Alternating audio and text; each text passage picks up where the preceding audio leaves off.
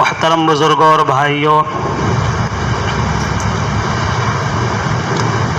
قرآن عظیم الشان اللہ تبارک و تعالیٰ کی ایسی عظیم دولت ہے اور اس امت کے لیے اتنی بڑی اللہ کی نعمت ہے کہ قرآن میں جو کچھ ہو چکا ہے بطور نصیحت اس کو بھی اللہ تبارک و تعالیٰ نے بیان فرما دیا ہے، اور جو کچھ آئندہ ہوگا اس کو بھی اللہ تبارک و تعالیٰ نے قرآن عظیم الشان میں بیان فرما دیا ہے، اور جو جیسا کرے گا اس کا انجام کیا ہوگا، اس کا نتیجہ کیا نکلے گا، ان نتائج کو بھی اللہ تبارک و تعالیٰ نے قرآن عظیم الشان میں بیان فرما دیا ہے۔ قرآن میں اللہ تبارک و تعالیٰ نے سب سے پہلے سورہ فاتحہ میں آخری کی جو آیتیں ہیں، ان آیتوں میں اللہ تبارک و تعالیٰ نے شر اور خیر کو بیان فرما دیا ہے کہ شر کیا ہے، برائی کیا ہے، برائی کا راستہ کیا ہے، گمراہی کیا ہے، اور خیر کیا ہے، خیر کا راستہ کیا ہے۔ اور سورہ فاتحہ ہم جانتے ہیں کہ ہر نماز کی ہر رکعت میں واجب کر دیا گیا ہے، سورہ فاتحہ کا پڑھنا واجب ہے۔ ہر رکعت میں ہر نمازی، ہر مصلی نماز پڑھنے والا سورہ فاتحہ کو ریپیٹ کرتا ہے۔ یہ ریپیٹ اسی لیے کرایا جاتا ہے، بار بار ریپیٹ کیا جائے ہر نماز کی ہر رکعت میں، چاہے واجب ہو، چاہے نفل ہو، چاہے سنت ہو، چاہے فرض ہو، ریپیٹ کرایا جاتا ہے تاکہ آسانی سے ہر کوئی جان سکے کہ خیر کا راستہ، صراط مستقیم، سیدھا راستہ کیا ہے، اور ضلالت اور گمراہی کا راستہ کیا ہے۔ غیر المغضوب علیہم ولا الضالین میں اللہ تبارک و تعالی نے یہودیوں اور عیسائیوں کا تذکرہ کیا ہے کہ یہودی اور عیسائی افراط و تفریط کے شکار تھے۔ ایک نے پیغمبروں تک کو قتل کر دیا اور دوسرے نے پیغمبروں کو خدا کا درجہ دے دیا۔ یہ دونوں چیزیں بھیانک ہیں کہ کسی کی محبت میں ہم اتنا زیادہ غلو کریں کہ اس کو خدا تک پہنچا دیں، اسی سے ہم پورا اپنی ضروریات کو وابستہ کر دیں، اسی سے مانگنے لگے، اسی سے مرادیں چاہنے لگیں۔ یہ اللہ تبارک و تعالیٰ کے مقام تک پہنچانا ہے۔ اتنی محبت کی ضرورت نہیں ہے، ایک لمٹ ہے محبت کی۔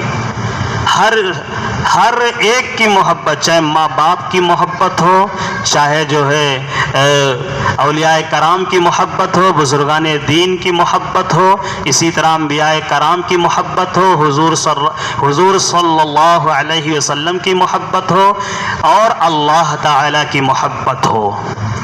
ہر محبت کا ایک پیمانہ ہے، کس سے کتنی محبت کرنی ہے، کس لمٹ میں کرنی ہے، کہاں تک کرنی ہے، سب کو واضح طور پر بیان کر دیا گیا ہے۔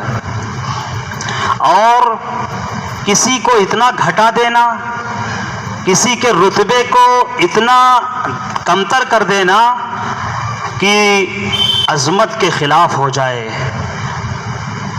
احترام کے خلاف ہو جائے، ادب کے اور اکرام کے خلاف ہو جائے، کہ نہ کوئی ادب ہو، نہ احترام ہو، نہ لحاظ ہو، نہ خیال ہو، نہ کوئی القاب ہو، اس طرح سے نام لینا جیسے ہمارے کوئی رشتہ دار ہوں۔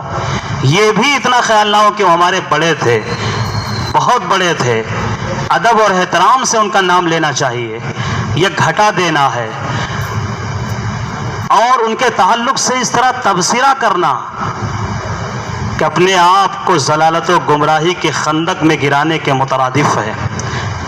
بیچ کا جو راستہ ہے جس کو کہتے ہیں اعتدال کا راستہ، یہی صراط مستقیم ہے کہ جو جس مقام کا ہو اس کو اسی مقام پہ رکھنا۔ قرآن میں اللہ تبارک و تعالیٰ نے آیتوں میں واضح طور پر ایک ایک چیز کو بیان کر دیا ہے۔ ایک آیت کی تلاوت کی گئی ہے، اس آیت کو اگر ہم فرعون کے واقعے سے جوڑیں اور واقعتاً اس آیت میں فرعون کو بیان کیا گیا ہے. ان فرعون علا فی الارض وجعل اہلها شیعا یستضعف طائفة منهم یذبح ابناءهم ویستحیی نساءهم. کہ فرعون کئی ملکوں پر غالب آ چکا تھا.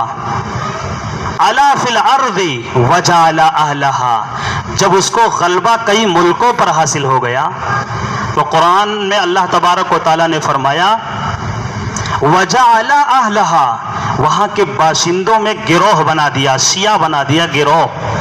یستضعف طائفة منہم، اور وہ گروہ ایک خاص گروہ کو کمزور کرنے لگا، خاص لوگوں کو کمزور کرنے لگا.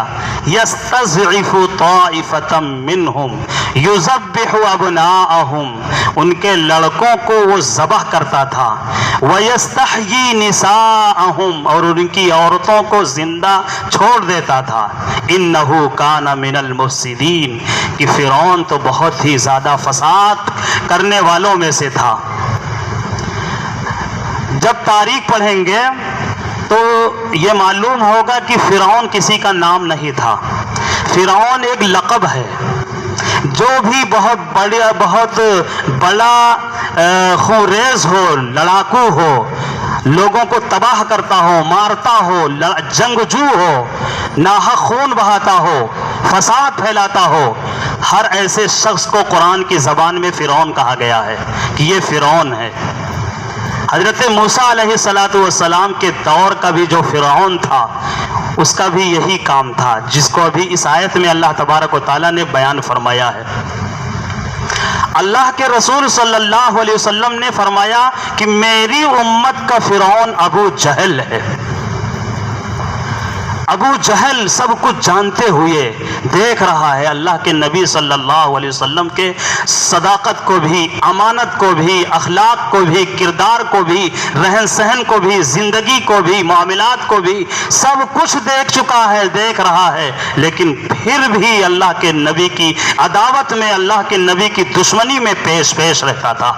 یہاں تک کہ جنگ احد میں تو وہ باقاعدہ سپہ سالار بن کر کے آیا تھا. کس کے؟ یعنی اسلام کو مٹانے کے لیے، اسلام کو اس زمین سے ختم کرنے کے لیے، اللہ کے نبی کو اس دنیا سے ختم کرنے کے لیے علیہ باللہ وہ کمانڈر بن کر کے اور جنگ احد کے جو ہے فوج کا سربراہ بن کر کے ابو جہل آیا تھا جنگ میں. اللہ کے نبی صلی اللہ علیہ وسلم نے فرمایا کہ میری امت کا فرعون ابو جہل ہے. ہر دور میں فرعون جو بھی جس طرح فساد پھیلائے گا وہی فرعون ہوگا. 2014 کے بعد اس آیت کا سمجھنا ہر مسلمان کے لیے بالکل آسان ہو گیا. یہ آیت اس سے پہلے ہر کوئی یہی سمجھتا رہا ہوگا کہ یہ فرعون کے تعلق سے ہے، کہ فرعون ایسا کر رہا ہے، کئی ملکوں پر غالب آ گیا ہے، سطح میں آ چکا ہے، اس لیے اب وہ ایک خاص لوگوں کو یعنی مسلمانوں کو، بنی اسرائیل کو کمزور کرنے لگا. کمزور کرتے یہاں تک کہ ان کو عبادت بھی نہیں کرنے دیتا تھا، اللہ کا نام بھی نہیں لینے دیتا تھا، نماز تک روکنے لگا تھا کہ نماز نہیں پڑھ سکتے ہو، اللہ کا نام اب نہیں لے سکتے ہو. اور ان کے لڑکوں کو یعنی بیٹوں کو ذبح کرتا تھا، عورتوں کو چھوڑتا تھا. یہ اس دور یعنی حضرت موسیٰ علیہ السلام کے دور کا ایک فرعون یعنی ہٹلر تھا، اس کا واقعہ بیان کیا گیا ہے. لیکن 2014 کے بعد جب ہم حالات کو دیکھتے ہیں، خبروں کو پڑھتے ہیں، نیوز کو سنتے ہیں، اس کے بعد اندازہ ہو رہا ہے کہ کیا ہو رہا ہے اس وقت ملک کے اندر، اس وقت دنیا کے اندر کیا ہو رہا ہے. ہمارے سامنے ہے، ہر چیز کی ڈیٹیل اور تفصیل ہمارے سامنے ہے.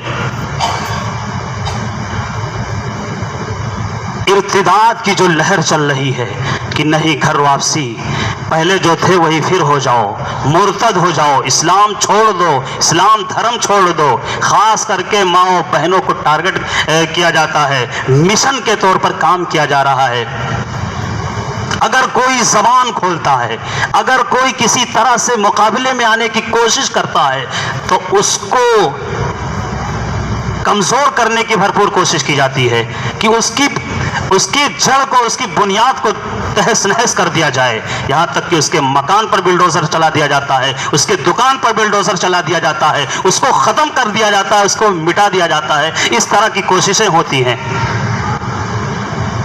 فکری ارتداد کی ایک یلغار ہے، یعنی ذہن کا، مائنڈ کا، دماغ کا اغوا کر لینا کہ جو ہم کہیں گے اسی اعتبار سے تمہیں سوچنا ہوگا، ہماری ہی سوچ کے اعتبار سے تمہاری سوچ ہوگی۔ اس کے لیے انہوں نے نصاب کو تبدیل کر دیا۔ یہ نصاب جو تعلیمی نصاب ہے، جو اسکولوں اور کالجوں میں کتابیں پڑھائی جاتی ہیں، وہ کتابیں ہی صرف کتاب نہیں ہے، بلکہ وہ معصوم بچوں کے سیاہ اور صاف ذہن کے اندر ایک بھیانک شکل اور تصویر کو ان کے دماغ میں داخل کرنا ہے۔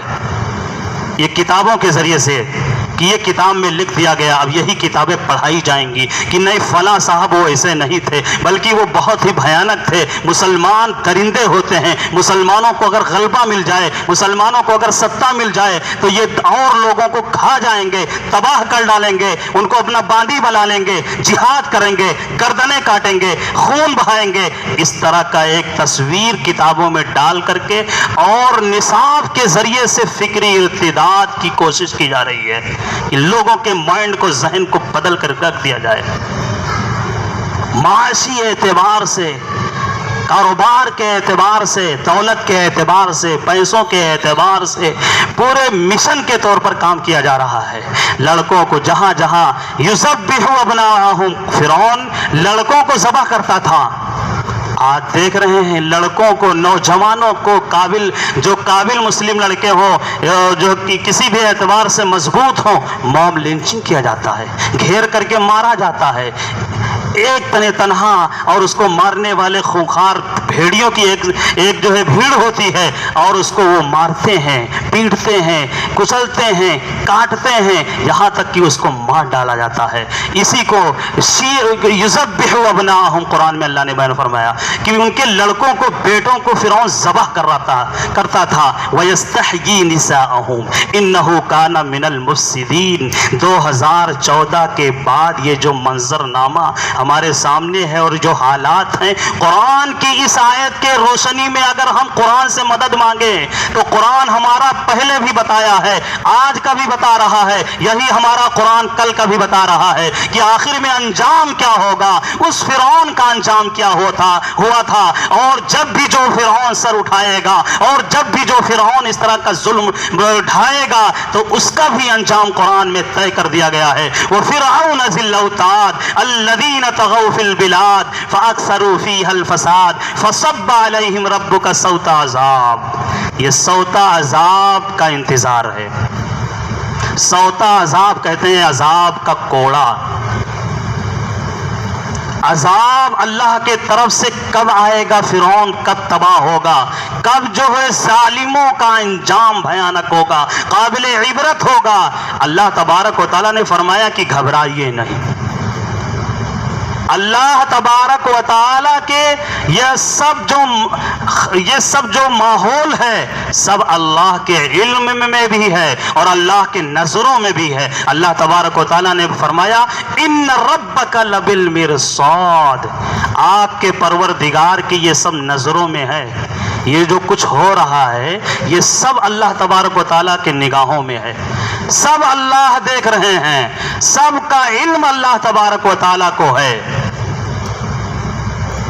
اور فرعون کا بھی انجام اللہ تبارک و تعالیٰ نے قرآن عظیم الشان میں کلیئر کر دیا ہے کہ یہ آخر میں ان کا انجام ہوگا۔ لیکن جب تک مسلمان بنی اسرائیل کے نقش قدم پر چلتے رہیں گے، جب تک حق جانتے ہوئے، صحیح جانتے ہوئے، سچ جانتے ہوئے صحیح چیز سے انحراف کریں گے، اللہ اور رسول اللہ کے وفادار نہیں ہوں گے، شریعت و سنت کے مطابق زندگی نہیں گزاریں گے، بے وفائی ہوگی، غداری ہوگی اور امانت داری نہیں ہوگی، دنیا بھر کے خرافات ہوں گے، دنیا بھر کی برائی مسلمانوں میں ہوگی، تب تک مسلمانوں کو کاٹا جائے گا، دشمنوں کے ذریعے سے مسلمانوں پر عذاب مسلط رہے گا، اور یہ مسلط برابر عذاب رہے گا مسلمانوں پر۔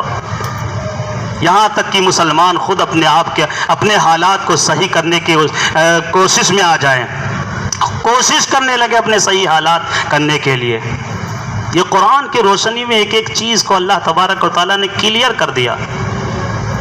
بنی اسرائیل کی تاریخ اگر پڑھیں، اسرائیل جو آج خونخوار ہے، اتنا زبردست دنیا کے ہر فساد اور ہر بگاڑ اور ہر خون ریزی کے نیٹ ورک اگر دیکھیں گے تو وہیں یہودیوں سے ملتا ہے، اسرائیلیوں سے ملتا ہے، جن کے تعلق سے قرآن میں اللہ تبارک و تعالیٰ نے فرمایا من اجل ذلك كتبنا على بني اسرائيل انه من قتل نفسا بغير نفس او فساد في الارض فكانما قتل الناس جميعا ومن احياها فكانما احيا الناس جميعا۔ یہ مسلمانوں کے لیے تو قابل عمل ہے ہی، لیکن یہ واقعہ جو بتایا گیا ہے، حکم بیان کیا گیا ہے، یہ بنی اسرائیل کو، اسرائیلیوں کے لیے حکم تھا۔ اللہ تبارک و تعالیٰ نے فرمایا اسرائیل کے لیے من اجل ذالک کتبنا علی بنی اسرائیل، ہم نے بنی اسرائیل کے لیے تورات میں لکھ کر کے یہ حکم دے دیا تھا۔ کیا حکم دے دیا تھا اسرائیلیوں کے لیے؟ اللہ تبارک و تعالیٰ نے حکم دیا تھا علی بنی اسرائیل انہ من قتل نفسا بغیر نفس، اگر کوئی بنی اسرائیلی اگر کوئی ایک بے قصور کا خون بہاتا ہے، ایک شخص کو بھی اگر وہ قتل کرتا ہے، فکأنما قتل الناس جميعا، گویا کہ اس نے پوری دنیا کا قتل کر دیا۔ یہ آیت جو فرمایا گیا ہے اسلام میں، ایک شخص کا قتل کرنا، ایک ویکتی کا قتل کرنا، ایک بے قصور کا خون بہانا، گویا کہ پوری دنیا کے انسانیت کا خون بہانا ہے۔ قرآن نے یہ فرمایا ہے، یہ بنی اسرائیل کے لیے تھا کہ اگر ایک شخص کو اگر مارتے ہو تو گویا کہ پوری انسانیت کا جنازہ نکالتے ہو۔ ومن احیاها فکأنما احیا الناس جميعا، اور اگر کوئی ایک شخص بھی جنگ سے بچ گیا، ایک شخص بھی مرنے سے بچا لیا گیا، ایک شخص کا بھی خون بہانے سے اس کو کسی طرح سے سیف کر لیا گیا، بچا لیا گیا، گویا کہ اس نے انسانیت کو بچایا۔ یہ قرآن میں اللہ نے فرمایا ہے، اس نے انسانیت کو بچا لیا۔ احیا الناس جميعا ولقد جاءتهم رسلنا بالبينات، اور یہی پیغام اور اللہ تبارک و تعالیٰ کے جانب سے ان کو سمجھانے کے لیے، یہودیوں کو، اسرائیلیوں کو سمجھانے کے لیے برابر ہمارے رسول، ہمارے پیغمبر ان کے قوموں میں، ان کے علاقوں میں، ان کے بستیوں میں ان کے پاس برابر آتے رہے، ہمارے طرف سے بھیجے جاتے رہے پیغمبر، ان کو سمجھاتے رہے۔ 2500 سال تک اسرائیلیوں کو اللہ کے طرف سے پیغمبر کئی ہزار آئے ان کو سمجھانے کے لیے، یہی چیز سمجھانے کے لیے کہ یہ ایک صحیح نہیں ہے۔ اللہ تبارک و تعالیٰ چونکہ پوری دنیا کو، پورے عالم کو صلاح اور فلاح کے ساتھ وجود بخشا ہے، فطرت کے اندر صلاح اور فلاح ہے، خرابی اور بگاڑ نہیں ہے۔ اللہ تبارک و تعالیٰ نے بگاڑ کے ساتھ کسی چیز کو نہیں پیدا کیا ہے۔ یہ انسانوں کے کرتوت ہوتے ہیں کہ انسان اس کو بدل کر رکھ دیتا ہے۔ دن میں اللہ تبارک و تعالیٰ نے دیکھے، دن کو اللہ نے بنایا ہے کہ دن میں انسان جو ہے دوڑے، روزی تلاش کرے، محنت کرے، مشقت کرے اور محنت مزدوری کرے، رات میں سو جائے۔ یہ دن بنایا ہے ایک خاص چیز کے لیے، اللہ تبارک و تعالیٰ نے رات کو بنایا ہے خاص چیز کے لیے، اور اللہ نے بیان بھی فرما دیا ہے وَجَعَلْنَا اللَّيْلَ لِبَاسًا وَجَعَلْنَا النَّهَارَ مَعَاشًا، کہ دن کو ہم نے لباس کے دن کو ہم نے معاش کے طور پر بنایا ہے، رات کو ہم نے لباس کے طور پر بنایا ہے۔ اب جب انسان جب اس پر ہاتھ ڈالتا ہے اور ناحق ہاتھ ڈالتا ہے کہ دن کو رات بناتا ہے، رات کو دن بناتا ہے، تو وہ خالق کائنات سے ٹکراتا ہے، وہ خالق دن و رات سے ٹکراتا ہے کہ اللہ نے تو دن کو دن بنایا، رات کو رات بنایا کہ رات کے کام رات میں کیا جائے، دن کا کام دن میں کیا جائے، لیکن جب وہ اپنے خالق اور اپنے اصل مالک سے جب ٹکراتا ہے تو پھر نظام درہم برہم ہو جاتا ہے، پھر اس وجود کا بھی نظام درہم برہم ہو جاتا ہے، پھر وہ دنیا بھر کی بیماریوں میں مبتلا ہوتا ہے، پھر وہ دواؤں اور ہسپتالوں اور ڈاکٹروں کے چکر لگاتا ہے۔ تو فطرت میں خیر اور فلاح، صلاح ہے، اللہ تبارک و تعالیٰ نے اسی خیر و صلاح کے ساتھ پوری عالم کو، پوری دنیا کو وجود بخشا ہے۔ اللہ کے طرف سے پیغمبر برابر بنی اسرائیل کو سمجھانے کے لیے آتے رہے. وَلَقَدْ جَاءَتْهُمْ رُسُلُنَا بِالْبَيِّنَاتِ ثُمَّ إِنَّ كَثِيرًا مِّنْهُمْ بَعْدَ ذَلِكَ فِي الْأَرْضِ لَمُسْرِفُونَ. لیکن اکثر لوگ حد سے زیادہ گزرنے والوں میں سے ہوئے، اکثر لوگ فسادی ہو گئے، نہیں مانے پیغمبروں کی باتوں کو، یہاں تک کہ پیغمبروں کو بھی قتل کر دیا. پیغمبروں کے ساتھ ایسا ناروا سلوک، ایسا برا سلوک کیا بنی اسرائیلیوں نے کہ قرآن میں اللہ تبارک و تعالیٰ نے بیان فرما دیا. حضرت موسیٰ علیہ السلام نے سمجھایا کہ ان جو ہے قوم عمالقہ ہے، ان سے لڑنا ہے، اور ملک شام ہمارا اصل ملک ہے، وہاں جا کر کے رہنا ہے، اور یہ اللہ کا حکم ہے، آپ کو یہ عمل کرنا ہے. لیکن وہ قوم کیا جواب دیتی ہے اپنے پیغمبر کو؟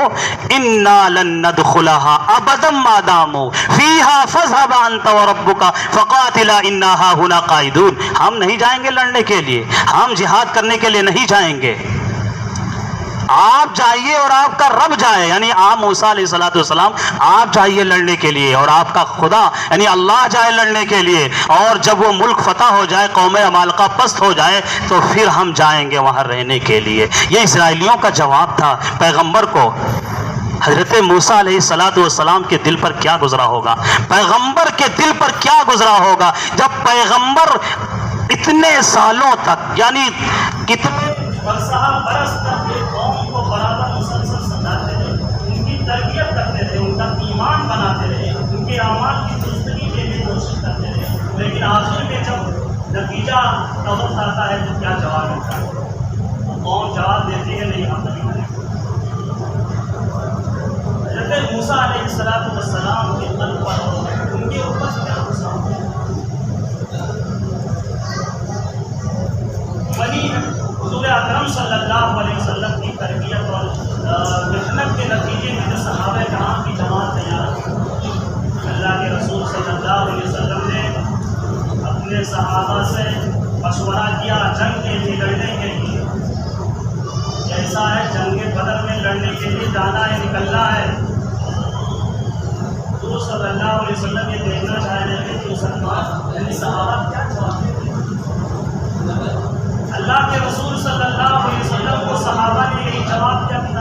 کتابوں میں لکھا ہے کہ حضرت مقداد رضی اللہ تعالیٰ عنہ کھڑے ہوئے، اے میرے رسول، اے پیغمبر، اگر آپ حکم دیتے ہیں کہ سمندر میں ڈوب جائیں تو ہم سمندر میں آپ ہر کسی اپنے ذہن میں دل میں نہ لائیے گا کہ ہم قوم موسیٰ کی طرح ہیں کہ ہم یہ جواب دیں گے کہ لڑنے کے لیے جہاد کے لیے نہیں جائیں گے، ہم جو ہے یہیں بیٹھے رہیں گے، آپ لڑنے کے لیے آپ طرف جائیں. بلکہ ہم ان کی طرح نہیں ہیں، ہم لڑنے کے لیے جائیں گے، بلکہ آپ کے ایک ایک حکم بندی کے اشارے پر مر مٹنے کا جذبہ ہم اپنے اندر رکھتے ہیں. یہ صحابہ کرام کی عظمت ہے. صحابہ کرام نے یہ جواب دیا تھا کہ ہم اگر آپ حکم دیتے ہیں کہ سمندر میں کود جاؤ تو ہم یہ نہیں سوچیں گے کہ سمندر میں کودنا دینا، آدمی مر جائے گا، کنویں میں کودنے کے بعد آدمی اپنے آپ کو ہلاک کر ڈالے گا، یہاں تک کہ نہیں سوچیں گے. یہ سوچیں گے حکم کس کا ہے، رسول اللہ کا حکم ہے تو ہمارے لیے عمل کرنے کی کافی ہے. صحابہ کرام کی یہ اصول.